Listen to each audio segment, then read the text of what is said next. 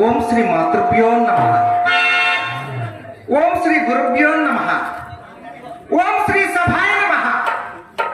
సభే కల్పతరువు. అట్టి ఈ సభలో కవులు, గాయకులు, కళాకారులు, కళాభిమానులు, కళా పోషకులు ఇలా ఎందరో మహానుభావులు అందరికీ నా కళాభివందనాలు సమర్పిస్తున్నాను. కళలకు పుట్టినీళ్ళు లాంటి మన ఒంగోలు కేశవరాజు కుంట గ్రామం నందు ఈరోజు కీర్తిశేషులైనటువంటి శ్రీ నోగతోటి యేసు దయామణి గారి అంటే మా అత్తమ్మ గారి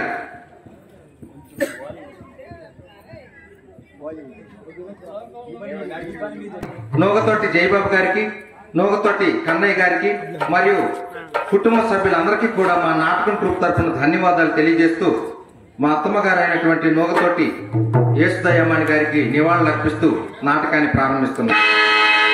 ఈ నాటకం పేరు భక్త చింతామణి. నా పేరు శ్రీహరి, మా పెద్దమ్మాయి పేరు చింతామణి, మా చిన్నమ్మాయి పేరు చిత్ర. అదండి మా కుటుంబం. మా గొప్పలు మేము చెప్తాడు కానీ మా చింతామణి అదేనని నా పెద్ద కూతురు నాట్యంలో ఆరితేరిన దిట్ట, సంగీత కళాశాల బిరుదాంకితురాలు. కావున మా అమ్మ యొక్క నాట్య ప్రదర్శన ఇప్పుడు ఉన్నందున మీరందరూ కూడా కన్నుల పండుగ వీక్షించి మా ఆనందింపజేస్తారని ప్రార్థించుకుంటూ సదా మీ సేవలో మీ ఈ శ్రీహరి. అమ్మాయి పెద్దమ్మాయి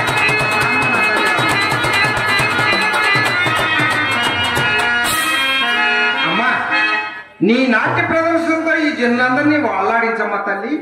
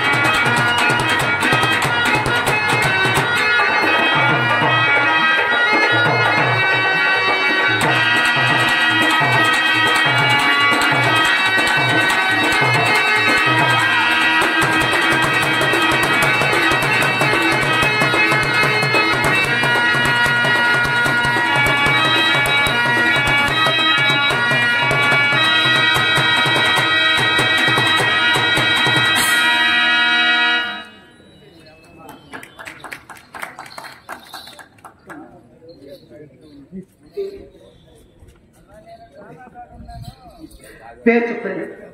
ఓ కళాభిమానాన్ని ఆశ్రయించి ఆవిర్పరిచారు. వారికి మా ధన్యవాదాలు. అమ్మాయి అయిందమ్మా? ఏమ్మా? ఎప్పుడు నీ ఆట మాట కానీ కొద్దిగా నా మాట ఏమన్నా నీ చెవికి నాటుకుందా అనిలే. ఏ మాటమ్మా? ఏ మాటమ్మా? నేను నీకు అసలు ఏం చెప్పలేదంటమ్మా. వెళ్ళమ్మా, వెళ్ళి నేను నీకు అసలు ఏం చెప్పలేదు. చక్కగా ఆడుకొని పాడుకొని నాట్యం చేసుకో. వెళ్ళమ్మా, చెప్పమ్మా. దగ్గరికి రా జాత. ఆ భవానీ శంకరాన్ని ఎంతతో ఈడ్చిపోయామని నీకు ఎన్నిసార్లు చెప్పానే? వాడు మన కొంపలో వద్దే, వాడు మన కొంపలో వస్తే పొట్లకాయకు బొచ్చు పొడుగు పట్టినట్టే నా తల్లి. ఇప్పుడు వాడి వ్యవహారం బాగా ముదిరిందమ్మా. ఏమ్మా? ఏమైంది అంటావేందమ్మా? వాడు వచ్చిన కొత్తలో నిన్ను చూసేవాడా? 10 రోజుల నుంచి చిత్రం చూస్తున్నాడు. అదేంటి? అవ్వ ఈడు సూపు నాశనంగా ఈడికే పోయే కాలం వచ్చిందో నిన్నటి నుంచి నన్ను చూస్తున్నాడే. ముగ్గురిని ముచ్చటగా లైన్ లో పెడితే 3 ముక్కలు అటు ఆడుకోవచ్చని వాడు ఆలోచన. వాడిని ఎంత తోట పొరవొకటి పెట్టి సాగనంపుతా సాగనంపు, లేకుండా నాకు అప్పచెప్పు. క్షణాల్లో చక్రగిరి మాన్యాలు పెట్టా. అమ్మా అమ్మా అమ్మా, అంత సొమ్ము పెట్టిన వాడిని ఇంతలోకి ఆవలకు కొట్టలేక చూస్తున్నానమ్మా. ఓయబ్బో, ఎంత సొమ్ము పెట్టాడమ్మా? తొట్లు పెట్టాడా, కొట్లు పెట్టాడా, తూచి పెట్టాడా, కొత్త పెట్టాడా, మోర్లేసి పెట్టాడా, బార్లేసి పెట్టాడే? నీకేం పెట్టాడో తెలియదు కానీ నాకేనాడన్నా ఒక అర్ధగజం పెట్టాడా? ఏమ్మా? ఏమిటది? అవిటి గుడ్డ నాకు పెట్టాడు అంటున్నావు. నీకు పెట్టిందంట కాస్త బయట పెట్టమ్మా. అయితే నీకే పెట్టాడా?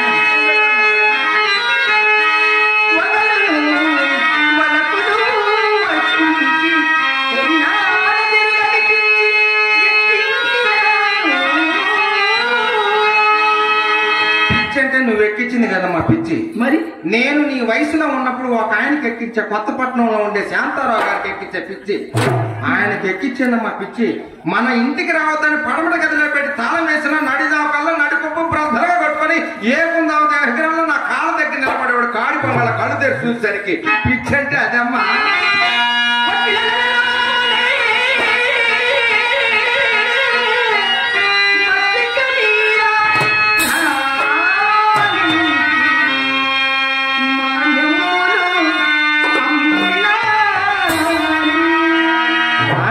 కోసం అమ్మరమ్మ. మరి నీలాంటి చక్కని పిల్లనిచ్చి లక్షల కట్నం ఇచ్చి పెళ్లి చేసిన వాడికి ఉన్నటువంటి దురలవాట్లకు దుర్వ్యసనాలకు లోనై క్లబ్బుల్లో పేకాడి డబ్బులు పోగొట్టుకున్నందుకు మాన్యాలు అమ్ముతారు కానీ నీ కోసం నా కోసం అమ్మరే.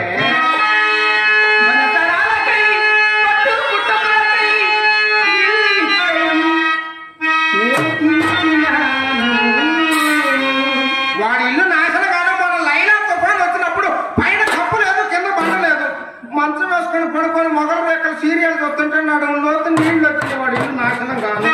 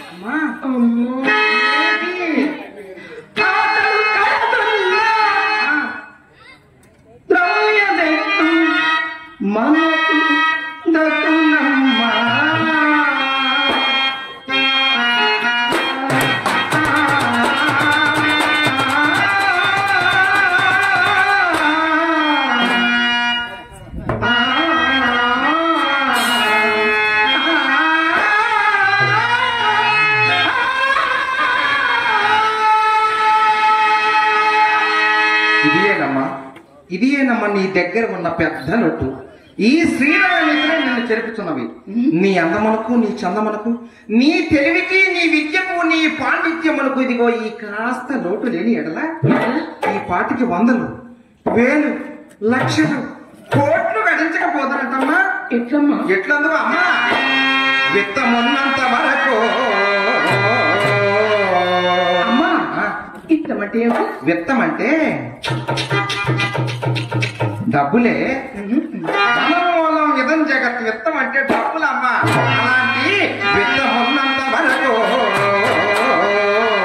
విటుని మనము కోరి నెత్తిపై చెక్కించు విత్తముడికి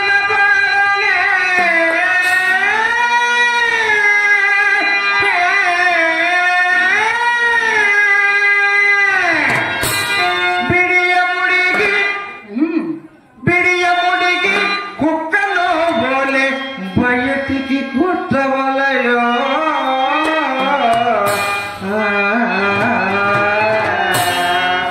మన వ్యాపారంలో ఉంది రహస్యం బాగా వినమ్మా. మన ఇంటికి వచ్చే ఎవడైనా సరే డబ్బులు ఉన్న సేపు నెత్తి మీద పెట్టుకోవాలి. తర్వాత వాడి దగ్గర డబ్బులు ఎప్పుడు అయిపోతాయో కుక్కను కొట్టినట్టు కొట్టాలమ్మా. మన ఇంటి కుక్క అయితే విశ్వాసం ఉంటుంది, అందుకని పొరుగింటి గజ్జ కుక్కను కొట్టినట్టు మరీ కొట్టాలి. ఇంకొకటి ఉన్నాడు చూడమ్మా.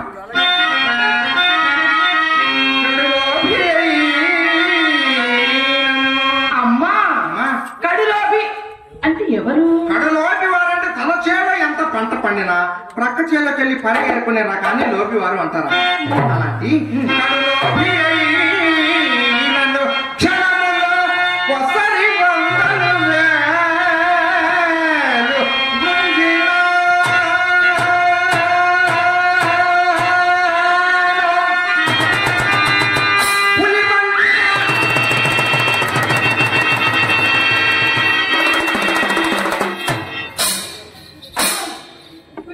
ఏమైంది? నువ్వు భయపడి నన్ను భయపెట్టేమేంటి? అన్నావు కదా నీ వంటల పుల్లు అడవుల్లో ఉంటావా? ఎక్కడికి ఎందుకు వస్తాయమ్మా? నేను చెప్పే పుల్లు అవి కాదమ్మా, మన మధ్యనే ఉంటారమ్మా. పసందైన బట్టలు వేసుకొని సాటి మన రక్త మాంసాలు పీతుకునే మేకవన్నీ పుల్లమ్మా. అయినా వాళ్ళ సంగతి మనకొద్దు. అలాంటి పులివంటి వాడైన పూటలో కుక్కలు చేసి వాకిట కట్టినాను. కోటీశ్వరుండైనా కోటీశ్వరుండైనా గుమ్మముల కాలుగా పకీరును చేసి విడచిన్నాను. వాడికన్ని కోట్లున్నా లక్షలున్నా సరే మన కొంపలో కాలు పెట్టాడంటే మన కోపలో లంగాలు మడవలసిందేనమ్మా. ఇంకొకడు ఉన్నాడు చూడమ్మా.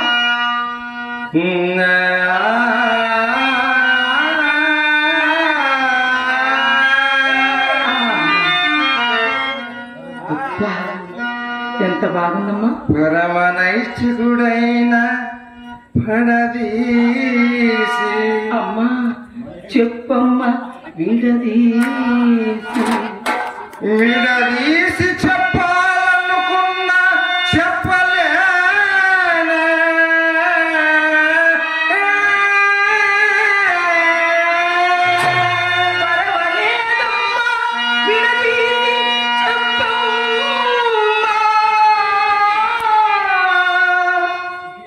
ఇదేమిటో నాకు ఈరోజు ముహూర్తము పెట్టిందే.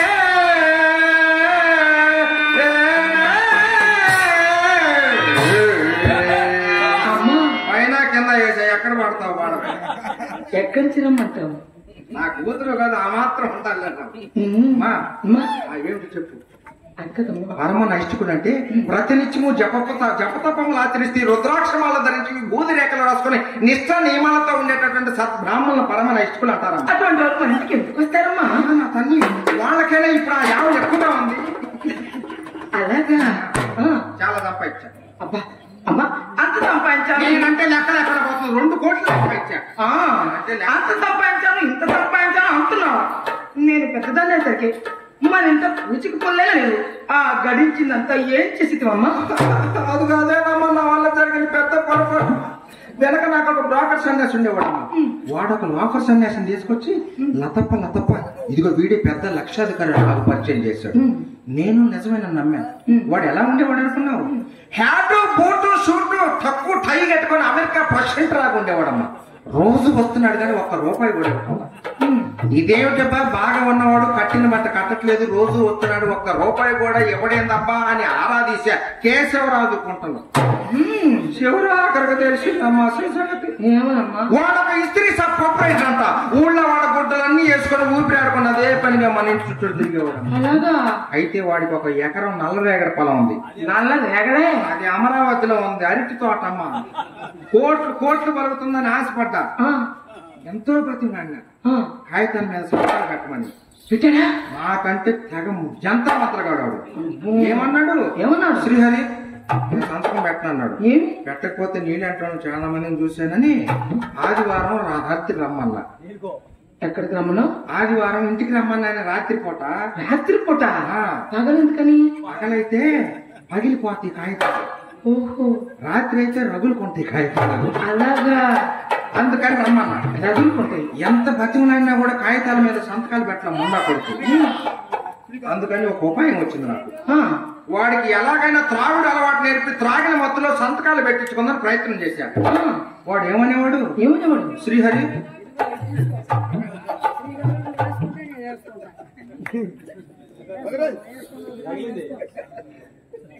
మా బాబాయ్ గారు మిట్నసల శాంతారావు గారు బండారు రామారావు గారి నాట్య మండలం స్థాపించి బండారు రామారావు గారి గురు పరంపరను కొనసాగిస్తూ కాడ్సీను పాత్రను అద్భుతంగా ప్రదర్శిస్తున్నటువంటి శాంతారావు గారు నన్ను ఆశీర్వదిస్తూ అభిమానిస్తూ 100 రూపాయలు ప్రజెంటేషన్ చేస్తున్నారు.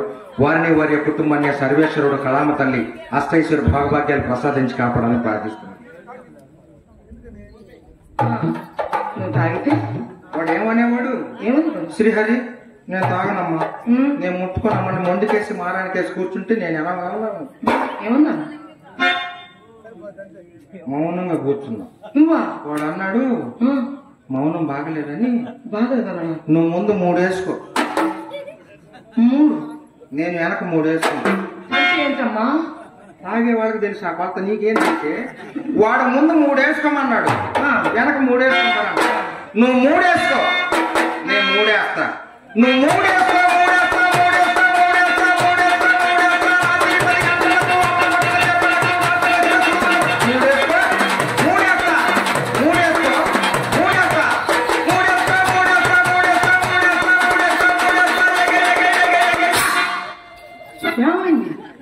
ఏమైంది? ఎన్నిసార్లు అన్నాను? 3 అని. 3 చాలాసార్లు అన్నాను. 3 32 సార్లు అయ్యి చేసా కూడా పైన బాటిల్ ఊరిపోయి చేతికి వచ్చింది. మంచం కింద పడుకుంటే 15 రోజులకు మెరుగు వచ్చింది. 15 రోజులకు మెరుగు వచ్చింది. వాడు సంతకాలు పెట్టేది ఉన్నప్పుడు ఆ తర్వాత నేను సంపాదించి మొత్తం సారా ఎత్తులకి నల్లమంది ఉన్నకి గంజాయి కొట్లకు రౌడీలకి ఇలా నా ఆస్తి మొత్తం హారతి కర్పూరం హరించుకుపోయిందా అమ్మా. అమ్మా వయసులో ఎంత గడిచినా వార్ధక్యం వచ్చేసరికి కూడు గుడ్డ ఉండరాదని మన కులమునకు శాఖం ఉన్నదట కదా. ఎవరు చెప్పారమ్మా? తప్పు ఎవరు చెప్పారమ్మా? ఆ మీనాక్షి చెప్పిందా, కామాక్షి చెప్పిందా, సుబ్బమ్మ చెప్పిందా, సోరమ్మ చెప్పిందా? ఎవరు చెప్పారే? ఎరగని వారు ఎవరో నీకు బాగా నూరిపోతున్నారమ్మా. ఇప్పుడు ఆ శాపం అమల్లో లేదమ్మా. ఎందుకంటే పూర్వపు వీటిలో నాలాంటి వయసు వలన వారకాంతంలో వాడిపోయిన మల్లెపోలే చూసేవారు అప్పటి వారు. ఇక ఇప్పటి కుర్రవారు ఉన్నారు చూడండి, అబ్బాస్ కటింగ్ అంతా, జీన్ ప్యాంట్లు, బెల్లిపోట ప్యాంట్లు వేసుకుని చీపురుతోటి పని లేకుండా అమ్మాయి అందంగా ఉన్నా లేకపోయినా తెగ మురిసిపోయి పాటలు పాడుతున్నారు.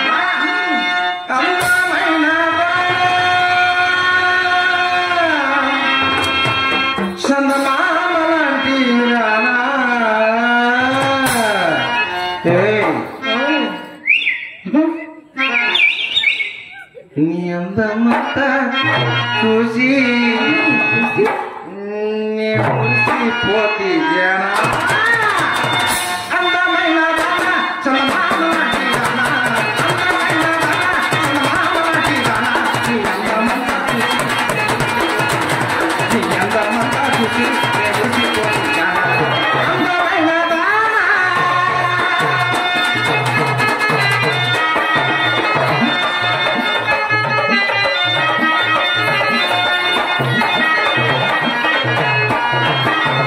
హైదరాబాద్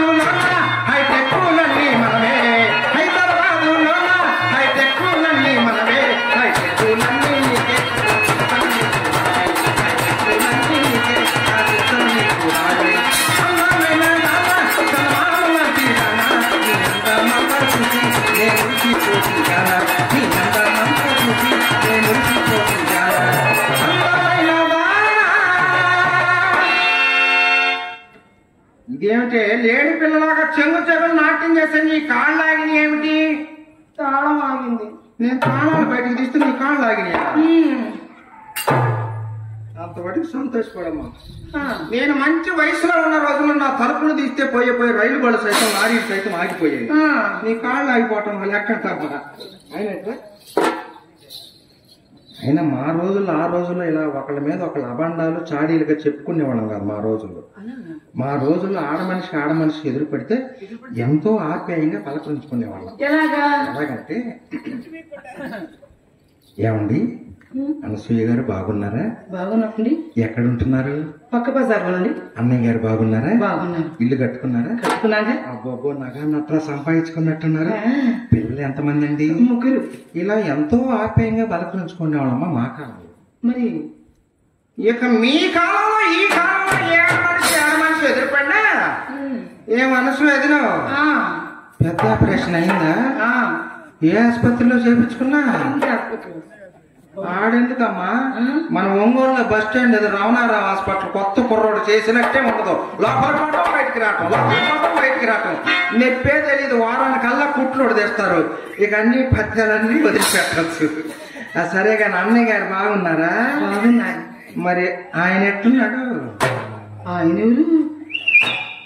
ఆయన ఎట్టున్నాడు? చెప్పు. ఏమో మాటలు. ఒకడు చచ్చిపోయినా ఒకడు ఉంటాడు. తాళి కొట్టు పెంచే పని ఉండదే. ఒంటరి మహిళ పెన్షన్ కూడా ఇస్తారేమో. ఇలా మాట్లాడుకొని దేశాన్ని నాశనం చేస్తున్నారా? సరే గాని అబ్బాయి ఏడి? ఎవరమ్మా వాడు ఏడి? వాడెవరు? అల్లుడు అబ్బాయి. అల్లుడు గారా? ఎంత మెలకలు తిరుగుతుందో వాడి పేరు చెప్పేది. అల్లుడు గారు ఈ పోటీ ఎవరినో అప్పడిగినారట. అడిగాడు. ఏ పేరన్నా గుర్తుందా? అదే భవానీ శంకరం. ఆ ఒక్కరం గాడే. భవానీ శంకరం గారట. అసలు భవానీ శంకరం అంటే అర్థం తెలుసా? భవానీ అంటే పడా చోడు, శంకరం అంటే చెడిపోయినోడు. చెడిపోయినోడి దగ్గర ఏముంటుంది? చేతులు నలిపిన మట్టి తప్ప. ఈ పూట వాడి సంగతి నా సంగతి చెప్పు, లేకపోతే వాడు మక్కలు ఇరిచేస్తా. అమ్మా చెప్తే నేను ఎరిగింది కదమ్మా. నేడే రేపు నేను చెప్తాను. కాస్త ఊరుకుండమ్మా. ఏమని చెబుతా? ఏం చెప్పమంటావు? ఏమండి భవానీ శంకరం గారు, డబ్బులుంటే లోపలికి, డబ్బులు లేదా బయటకు పోండి. భవానీ శంకరం గారు, డబ్బులుంటే మీ ఇంటికి, డబ్బులు అప్పుడు మా ఇంటికి. అంత నీరసంగా చదువుతున్నా. కిరాయి డబ్బులు లేవు అని కొద్దిగా హుషారుగా చెప్పే. కిరాయి డబ్బులు కలిపేస్తాడు జయబాబు గారు. సరే. ఏమండి భవానీ శంకరం గారు? శంకరం గారు, డబ్బులుంటే మా ఇంటికి అంటుంది మా అమ్మ. డబ్బులు లేకపోతే వద్దు అంటుంది. నాకు మాత్రం ఇష్టమే. డబ్బులుంటే మీ ఇంటి బీరువాలు పెట్టుకుని తాళాలు వేసుకోండి. డబ్బులు లేకపోతే మా మొఖాన్ని చావలేచ్చండి. ఇక్కడ ఉచిత సలివేంద్రం పెట్టాంగా. ఎవడైనా రావచ్చు, ముంచుకొని తాగొచ్చు. దప్పిక కొన్నాడు ధన్యుడు. మహాత్మా పురుషులందరూ పుణ్య పురుషులు మీరు వస్తేనే మేము చల్లగా బ్రతుకుతాం. డబ్బులు లేనాడు మనకు దేనికి పెట్టుబడి. నేను లోపలికి పోతే ఒక పాట పాడు.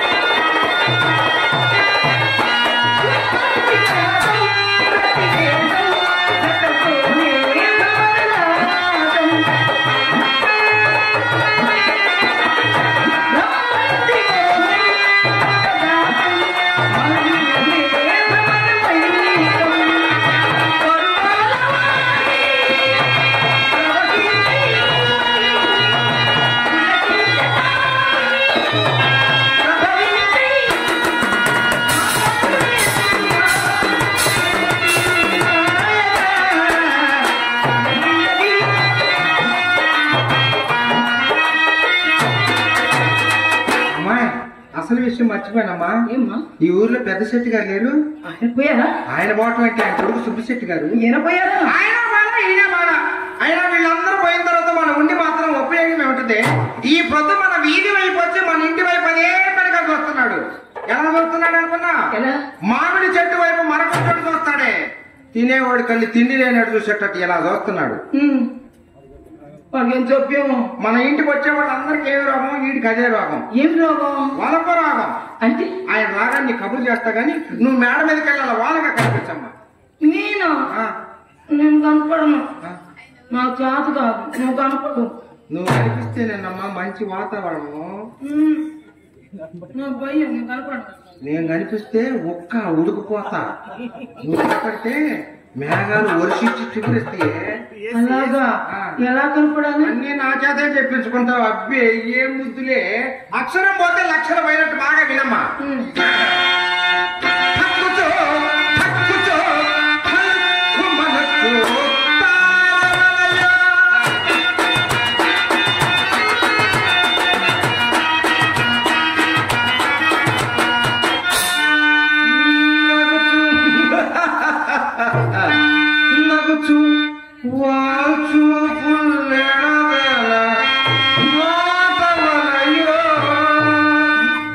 ఏదమ్మా ఒక్కసారి వాళ్ళ చూపులో చూడు. చూడు ఎలా చూస్తాను. అయ్యో అయ్యో అయ్యో అయ్యో అయ్యో అమ్మాయి, ఇదేమిటే వాడి చూపు చూడమంటే వాడిపోయిన చూపు చూస్తున్నావు. ఆయన కోసం చూసిన ఈ నన్ను లుంగి పైకి గట్టేస్తాడు, గొడవలు జరుగుతాయి. వాళ్ళ చూపు అంటే వాడిపోయిన చూపా? వాళ్ళ చూపు అంటే కాలు మీద కాలు వేసుకొని బాగా చూడు, చేతి మీద చెయ్యి వేసుకొని కన్ను చూడు, సగం ముయ్యాలా సగం తెరవాలా. కన్ను సగం మూసి సగం తెరవాలా? అది ఈ మూడు ఒకసారి పడితేనే మనకు అక్కడ పని అయ్యేది. ఎక్కడ చూడమ్మా, ఈ చూపే చూసా. ఎవరిని? ఆబోతు చిన్న గారిని. ఏమైంది? ఏమైంది? ఆయనకి 22 స్టేజీలు ఉంటే 11 స్టేజీలు నా పేరు రాశాడు.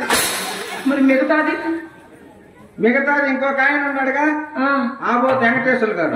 ఆయన కాడ లైటింగ్ రాపించుకుందామని ఈ చూపు చూశాడు, పడిపోయాడు. ఏదో ఒకసారి తగ్గమ్మా. చూడమ్మా, దగ్గమంటే ఆసుపత్రిలో దగ్గుతున్నావు. దగ్గమంటే అది కాదు, సున్నితంగా దగ్గాల. దగ్గి సకిలించిన వీళ్ళందరినీ ఆకర్షించే గుణాలు ఇవే.